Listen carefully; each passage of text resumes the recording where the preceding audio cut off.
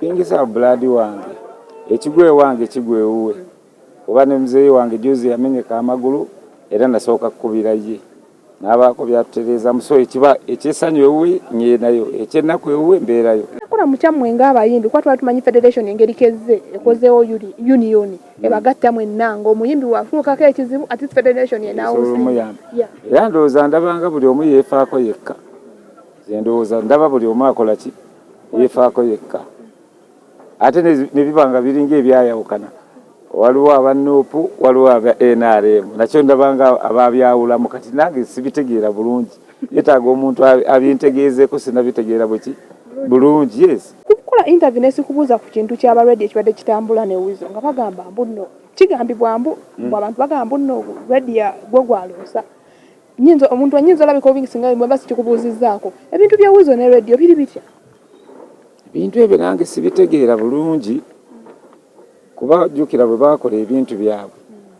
buli omu yalinako ebintu bye naye kati sitegeera singa buli omu agabana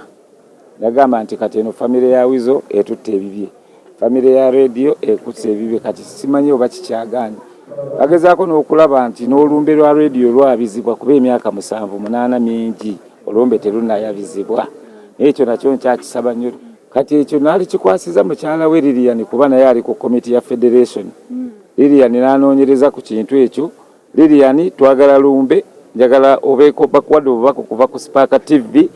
Lilian mbabazi owulidde my sister twagala kwabya lumbe lwa radio ekyo kive mu ddiiro tulabe ebiddako yali andoosanga nampa n'akayimba lwakuba sinabakamaliriza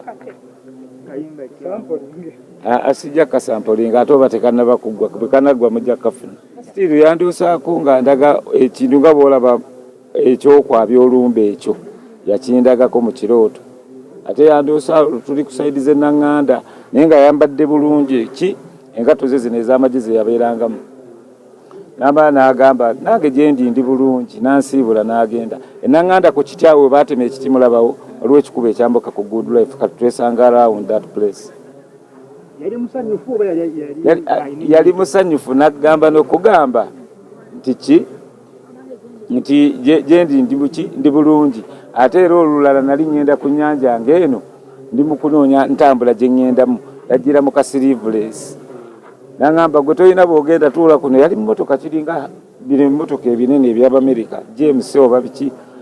n'agamba linnya nkutwaleko nanvuga nanteeka ku nnyanja ye ne yeeyongerayo so byebyo bya radio